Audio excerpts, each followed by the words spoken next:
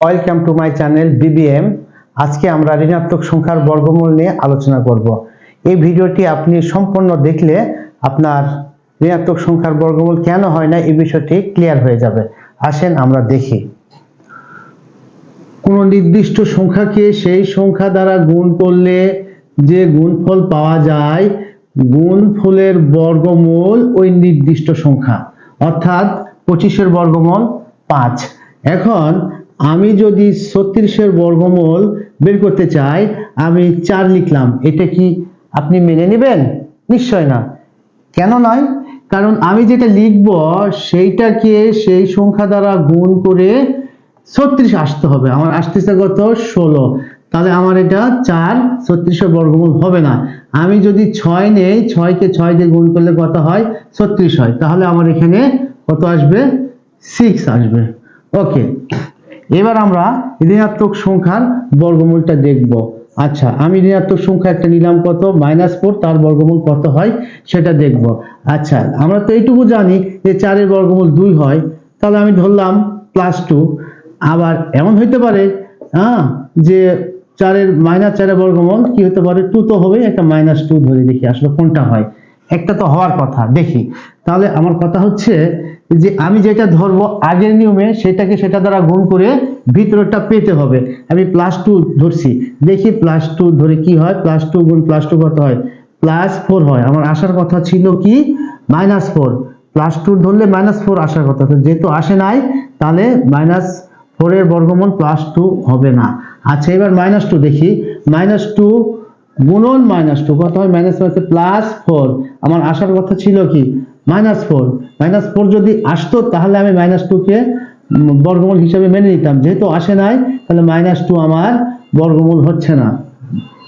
ওকে, এই কারণেই ঋণাত্মক সংখ্যার কোনো বর্গমূল হয় না।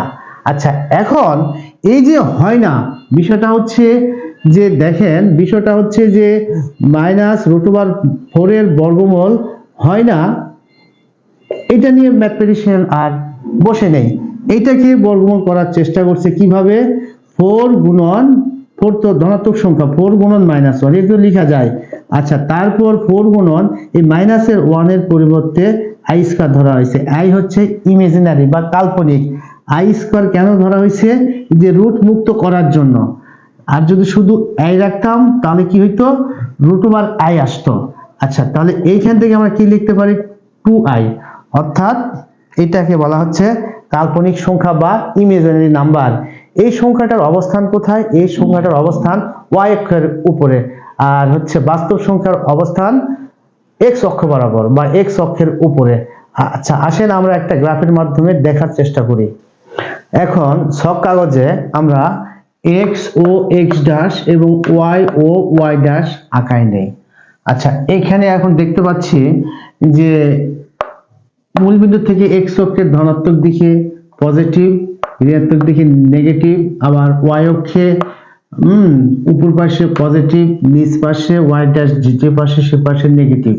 আচ্ছা, এখন +2 এই সংখ্যাটার জন্য একটা বিন্দু এই x অক্ষের উপর নির্দিষ্ট আছে, সেটা হচ্ছে এই বিন্দু। এখন আমি এই বিন্দুটাকে 90 ডিগ্রি অ্যাঙ্গেলে অ্যান্টি ক্লকওয়াইজ যদি ঘুরাই দেই, তাহলে এই বিন্দুটার অবস্থান কোথায় হবে সেটা এখন আমরা দেখব। এই বিন্দুটার অবস্থান নিশ্চয়ই এই জায়গাটাই হবে, ঠিক কি না?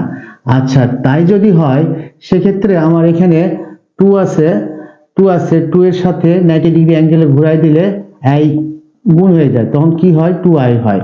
তাহলে এটা কত আসবে? আমাদের এইখানে আসবে হচ্ছে 2i। আচ্ছা, তারপর এই 2i এর জন্য এই বিন্দুটাকে যদি আমি আবার 90 ডিগ্রি অ্যাঙ্গেলে অ্যান্টি ক্লকওয়াইজ যদি ঘুরাই দেই, তাহলে এই বিন্দুটার অবস্থান কোথায় আসবে? এই জায়গাটায় আসবে। আচ্ছা, তাহলে কত ছিল? আমার এখানে ছিল 2i লিখলাম। 2 এর সাথে কত গুণ হবে? i গুণ হলে কত হয়? 2i²। এখন 2 গুণন i² এর মান এইখানটায় আমার লেখা ছিল -1 সমান i² ধরেছিলাম, তাহলে i² এর মান কত বসাবো? আমরা -1 বসিয়ে দিব, তাহলে -2 হয়। দেখতে পাচ্ছি এখানে -2ই আছে। এখন এই যে -2 এর জন্য বিন্দুটা, এই বিন্দুটাকে যদি আবার 90 ডিগ্রি অ্যাঙ্গেলে অ্যান্টি ক্লকওয়াইজ যদি ঘুরাই দেয় ওই বিন্দুটার অবস্থান কোথায় হবে? এই জায়গাটাই হবে। তাহলে কত ছিল আমার এখানে? -2 ছিল। -2 এর সাথে i গুণ হলে -2i হয়। তার মানে এই জায়গাটায় কত হবে? 2i হবে। আবার এইটাকে যদি আবার আমি যদি 90 ডিগ্রি অ্যাঙ্গেল অ্যান্টি ক্লকওয়াইজ ঘুরাই দেই তাহলে কি হবে? এই জায়গাটাই হবে। দেখি এই জায়গাটা আসলে আমাদের +2 হতে হবে। আমাদের ছিল কত? -2i ছিল, তার সাথে কত গুণ হবে? i গুণ হবে, হয়ে কত হয়? -2i² হয়। আচ্ছা, -2i² মান কত? আবার এই যে আমরা আগে পাইছিলাম -1 সমান +2, এই যে +2 আসতে হবে। হ্যাঁ, আমার +2 আসছে। তাহলে এইখান থেকে আমরা এই সিদ্ধান্তে আসতে পারি যে বাস্তব সংখ্যা x অক্ষের উপর অবস্থান করে এবং কাল্পনিক সংখ্যা y অক্ষের উপর অবস্থান করে। তাহলে বাকি যে এই যে সংখ্যাগুলি আছে সবার সাথে আমাদের i যুক্ত হবে, এখানে সব জায়গাটায় i যুক্ত হবে।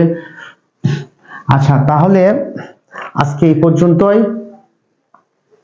আমার ভিডিওটি যদি আপনাদের ভালো লেগে থাকে বন্ধুদের মাঝে শেয়ার করবেন এবং সাবস্ক্রাইব করে পাশে থাকবেন। ধন্যবাদ।